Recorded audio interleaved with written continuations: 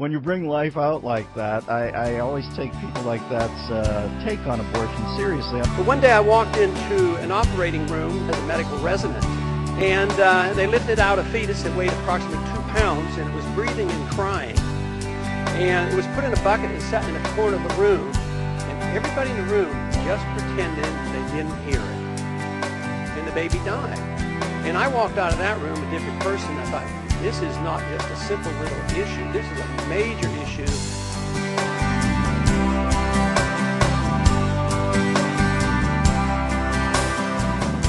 There must be public funding for abortions for poor women.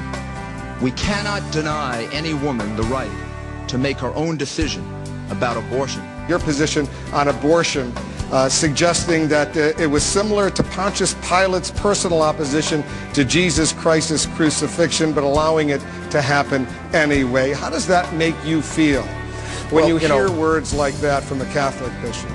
Catholic bishop, any religion.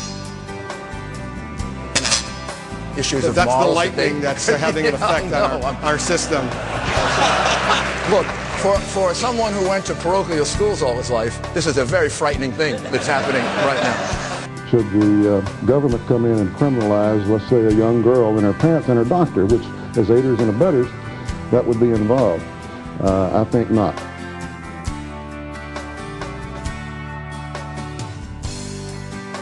So when asked, will I preserve and protect a woman's right to choose, I make an unequivocal answer. Yes.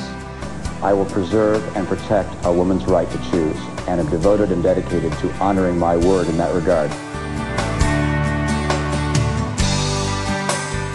There is no reason in the world that this government can't protect life rather than the destruction of life. Roe versus Wade must be reversed. I can assure you that life begins at conception.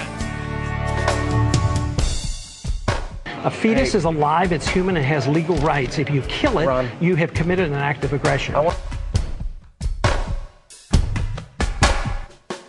In my 30 years of practice, I have never seen anybody that needed an abortion for medical reasons. Right. Yet today, the law is so ridiculous that I can get paid for destroying the life 1 minute before birth, and then 1 minute afterwards they say, oh, that's murder. I mean, that has to be resolved. That is so inconsistent.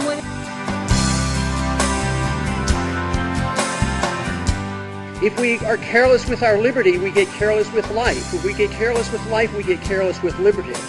And that is what has made America great. We had great concern about life and liberty. And it was magnificent because it was new and wonderful, different than the thousands of years of history. There was more respect for life and liberty in this country than ever before.